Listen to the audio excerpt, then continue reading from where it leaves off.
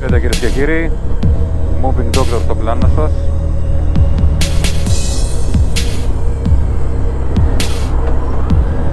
Είπα να κάνω ένα βίντεο με το ερώτημα να πάρω καινούργιο μεταχειρισμένο. Ισχύει και για τα αυτοκίνητα. Θα ξεκινήσω ότι το καινούργιο σίγουρα είναι φρέσκο. Είσαι ο πρώτος ιδιοκτήτης. Είναι όλα καινούρια, έχεις την εγγύηση. Δεν φοβάσαι τίποτα. Άμα συμβεί κάτι στο αυτοκίνητο, στη μηχανή, την καινούργια που θα πάρεις, καλύπτονται όλα από την εγγύηση της εκάστοτε εταιρείας και έτσι έχεις το κεφάλι σου ήσυχο. Αυτό βέβαια πληρώνεται στην αρχική τιμή αγοράς.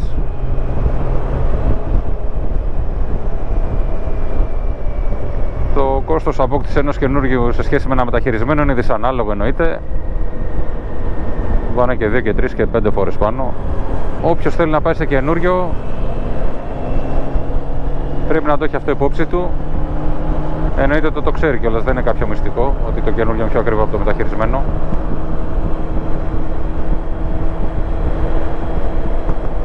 Έλα όμως που τείνει να γίνει και πιο ακριβό το μεταχειρισμένο από το καινούριο.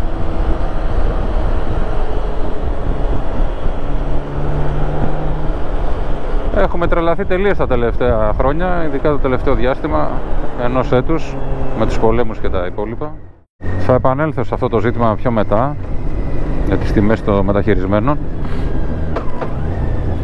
Ειδικά τη δεκαετία 2010-2020, το έχω ξαναπεί και σε άλλο βίντεο, λόγω της οικονομικής κρίσης και μετέπειτα και του κορονοϊού, οι τιμές ήταν πολύ καλές για μεταχειρισμένα και αυτοκίνητα και μηχανές, πολλές φορές σε εξευτελιστικό βαθμό, που τώρα το λες και θα γελάει ο κόσμος το πόσο μπορεί να έχεις αγοράσει κάποιο αυτοκίνητο, γιατί εγώ τότε κυρίως αυτοκίνητα αγόραζα και κάποιες μηχανές, λίγες όμως. Τα τελευταία χρόνια με ξανά πιάσει μανία.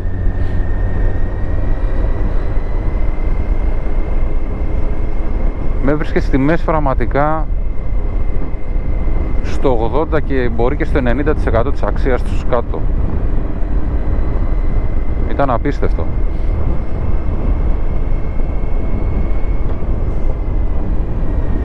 Δηλαδή το σκέφτομαι τώρα και δεν το πιστεύω το πόσο φτηνά τα αποκτούσαμε.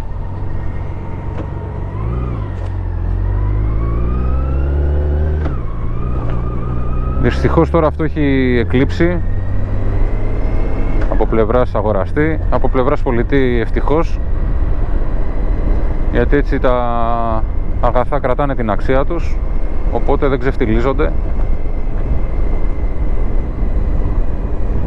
και μπορεί κάποιος να προχωρήσει στην αγορά ενός καινούριου σχετικά άφοβα, ειδικά στα μηχανάκια νομίζω, αλλά και στα αυτοκίνητα έχει ανέβει πάρα πολύ το μεταχειρισμένο. Υπάρχουν βέβαια και οι πολιτές οι οποίοι νομίζουν ότι επειδή έχουν οδηγήσει αυτό το αυτοκίνητο αποκτάει συλλεκτική αξία ή τη μηχανή και αποφασίζουν να βάλουν αγγελία για μεταχειρισμένο στα διάφορα site στο ίντερνετ σε τιμή αντίστοιχη κατά τη λιγότερο ή ακόμα και περισσότερο από καινούριο.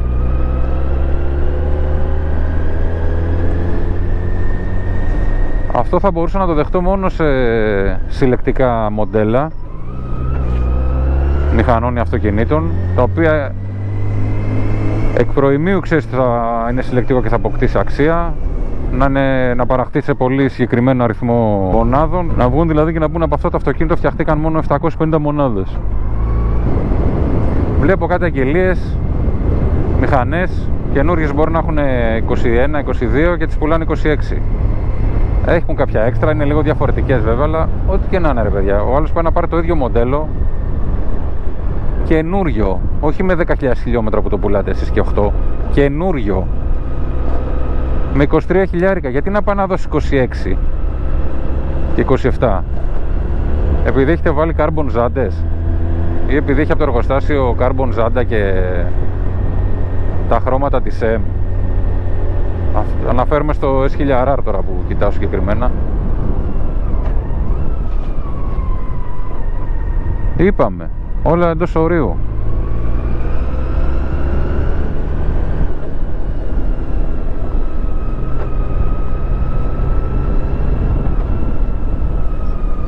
Στα πάντα βλέπω διαφορές, γιατί κοιτάω και αυτοκίνητα, δηλαδή είναι απίστευτο, εντάξει. Οπότε ας έρθω τώρα στο επικείμενο ερώτημα, να πάρω καινούργιο μεταχειρισμένο. Θα απαντούσα πρώτον, εξαρτάται το βαλάντιο του καθενός. Αν μπορείς να το πάρεις καινούργιο, εννοείται, και δεν στερείς από κάπου αλλού, εννοείται θα το πάρεις καινούργιο, δεν το συζητάμε. Καινούργιο είναι καινούργιο. Αν όμως δεν θες να στερηθείς από αλλού και δεις ότι διαφορά καινούργιο με μεταχειρισμένου σου κάνει εσένα διαφορά στην τσέπη και θα αξιοποιηθούν αυτά τα χρήματα σε μια άλλη ανάγκη σου, δηλαδή να χρησιμοποιηθούν να πας ένα ταξίδι, να χρησιμοποιηθούν να πάρεις κάτι για το σπίτι σου,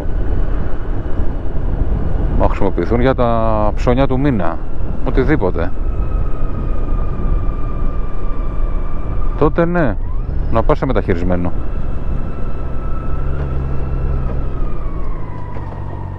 Με την προϋπόθεση όμως να αξίζει αυτή η διαφορά. Δηλαδή, ας μιλήσω για το SH το 350 που μπορεί να αφορά και περισσότερο κόσμο από τις άλλες μηχανές που έχω. Αν πας να το πάρεις με 5.500 και 5.700 που το πουλάνε, κάτσε ρε φίλε, 5.900 ξέρω εγώ έχει καινούριο, 2 εκατοστάρικα θα κάνω έκπτωση για να πάρω ένα μηχανάκι με 5.000 χιλιόμετρα. Όχι, θα πάω να δώσω άλλα 2 εκατοστάρικα. Δηλαδή αν αυτός πάει να δώσει 5.500 δεν έχει 5.700 και 5.900, μην το πάρει καθόλου ρε παιδιά. Δηλαδή άμα είναι να βάλεις υποθήκη τη ζωή σου για να πάρεις ένα μηχανάκι, όχι, μην το κάνεις.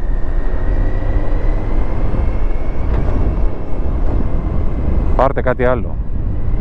Οπότε πάμε αναγκαστικά σε καινούργιο εκεί. Αν όμως αντί για 5.700 το βρεις 5, πολύ καλοδιατηρημένο, με λίγα χιλιόμετρα, πολύ προσεγμένο με τα στέρβις του, να πας να το ελέγξεις εννοείται και το μηχανάκι δεν θέλει τίποτα, γιατί να μην γλιτώσεις 700.000 ευρώ, εννοείται. Είναι ένα 15-20% της τιμής, γιατί να μην το γλιτώσεις. Εγώ αυτό έκανα. Εγώ το πήρα μεταχειρισμένο, ήταν να το πάρω καινούριο και είχα απελπιστεί, λέω τι ζητάνε τώρα για 3 εκατοστάρικα διαφορά. Μετά βρήκα έναν άνθρωπο που το έδινε πιο φτηνά, το έλεγξε, ήταν καινούριο, το πήρα. Το άλλαξε και ένα φίλτρο, μια λάδια και τελείωσε. Τι θα πάθει το μηχανάκι τώρα με 7.000 χιλιόμετρα. Πάμε τώρα για κάτι πιο ακριβό.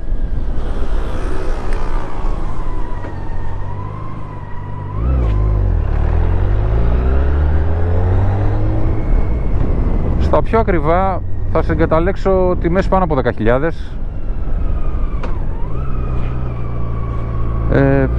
Εκεί οι διαφορές θα έπρεπε να είναι πολύ παραπάνω, όχι στο 700 και στο 1000. Δηλαδή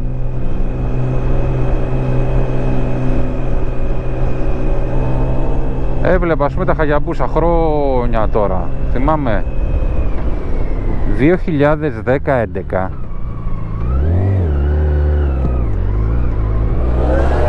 τα μηχανάκια είχαν παιδιά 6.000 ευρώ. 6 3 ετών μηχανές. Τώρα κάτω από 8-8,5 δεν βρίσκεις. Ωραία, θα μου πείτε και πληθωρισμός, αλλά κάτσε ρε φίλε, τι πουλάς τώρα? Μου έχει βγει καινούριο μοντέλο και αντί να πέσει αξία του που βγήκε καινούριο μοντέλο, παίρνει αξία και το προηγούμενο. Τι λογική είναι αυτή? Θα μιλήσω συγκεκριμένα για τα BMW που τα ξέρω καλά, τα αυτοκίνητα. Είναι σαν να βγάζει το M2 τώρα που έβγαλε και το M2 το προηγούμενο, επειδή βγήκε το καινούριο, παίρνει και αυτό αξία. Δηλαδή από 50 που το πουλάγανε να το πουλάνε τώρα 60, που είχε γίνει και αυτό. Τι λογική είναι αυτή? Θα τρελαθούμε τελείως.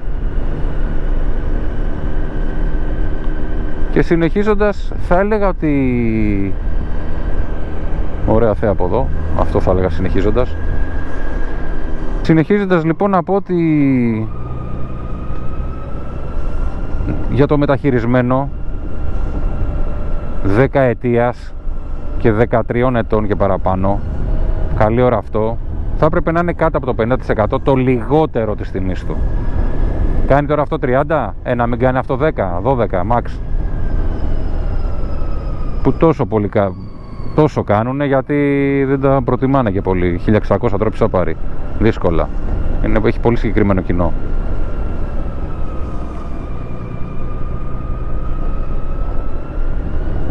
Βλέπεις το Hayabusa, είχε τότε, ξέρω εγώ πόσο είχε ρε παιδί μου, 10-12, καινούριο, 13. Και τώρα έχει τα ίδια λεφτά. Μα από πού και ως πού, τι πουλάς? Συλλεκτικότητα, μοναδικότητα, τι πουλάς? Πουλάς κάτι που δεν υπάρχει? Μπαίνεις στις αγγελίες και έχει 150 μπούσα.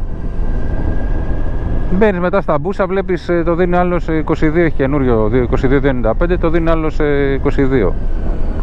Κάτσε ρε φίλε, δηλαδή αυτός που δίνει 22,295 θα πει ας κάνω οικονομία 295 ευρώ να το πάρω μεταχειρισμένο.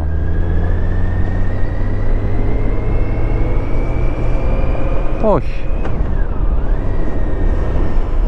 Οπότε συνοψίζοντας θα πω, αν είναι να πάρεις ένα μηχανάκι καινούριο, πρέπει αυτό το μηχανάκι να είναι ειδικό για μένα. Δηλαδή Hayabusa S1000RR, ό,τι μηχανάκι έχει πάνω από 15.000 και μεταχειρισμένο είναι εκεί κοντά και είναι το καινούριο που θες να πάρεις και είναι εκεί κοντά τιμή του. Αυτό, παιδιά, να προτιμήσετε το καινούριο. Θα ξέρετε εσείς πώς το έχετε στρώσει, θα ξέρετε εσείς πότε έχετε κάνει τα service του, θα ξέρετε εσείς αν έχει πέσει κάτω, αν δεν έχει πέσει, αν έχετε κάνει burnout ή δεν έχετε κάνει, οτιδήποτε.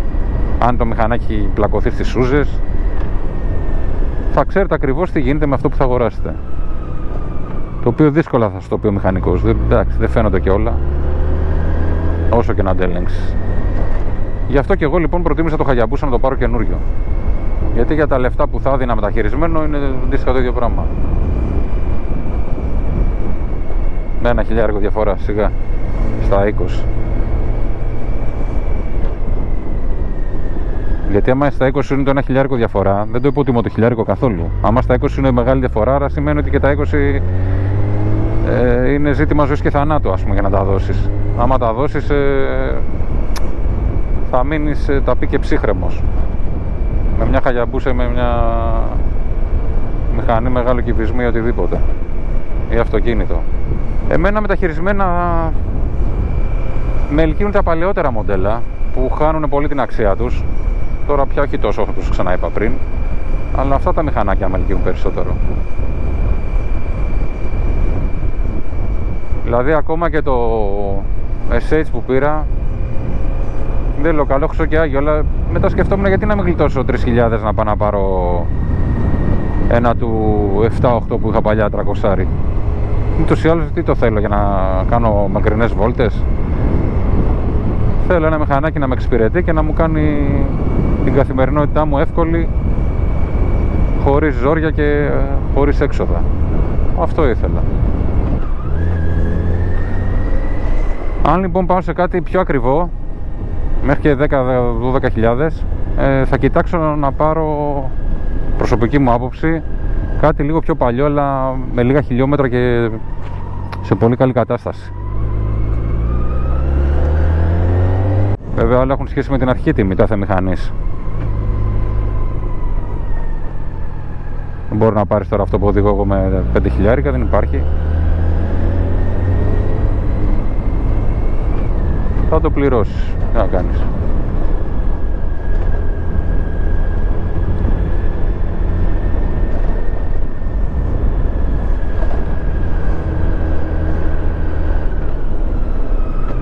Οπότε καινούριο, παιδιά, θα παίρνα μόνο αν η μηχανή αυτή είναι ειδική. Παραδείγματος χάρη Hayabusa, παραδείγματος χάρη το M1000XR που θα βγει τώρα, που βγαίνει, που βγήκε μάλλον, και αλλά περιμένουμε να έρθει. Μόνο τότε θα πήγαινα σε καινούριο. Αλλιώς μόνο μεταχειρισμένα. Ή αν δεν μου έκανε διαφορά το καινούριο με το παλιό, θα πήγαινα στο παλιό. Σίγουρα θα έχει διαφορές, αλλά εμένα μπορεί αυτές οι διαφορές να μην με ενδιαφέρουν και να μου είναι αδιάφορες. Εν κατακλείδη, μεταχειρισμένες full. Δυστυχώς, όπως έχει γίνει η κατάσταση, ο καθένας ζητάει ό,τι θέλει και μόνο με υπομονή μπορείς να πετύχεις μια, θα πω και καλή ευκαιρία, αλλά και μια τίμια, χωρίς να πας να κοροϊδέψεις τον άλλον. Ούτως άλλως δεν κοροϊδεύεται κανένας πια.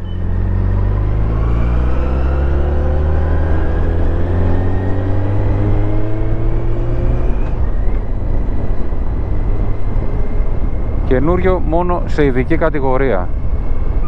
Όλα τα άλλα τα μηχανάκια, όλες τις άλλες μηχανές και αυτοκίνητα μόνο μεταχειρισμένα.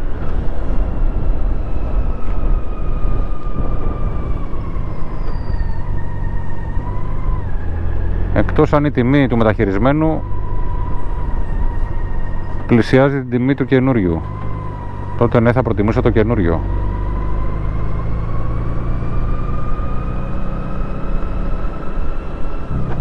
Αυτά λοιπόν, να είστε όλοι καλά, πάντα όρθιοι, καλές αγορές, καλές πωλήσεις, καλές αναβαθμίσεις σε μηχανές και αυτοκίνητα. Να είστε όλοι καλά, τα λέμε σύντομα.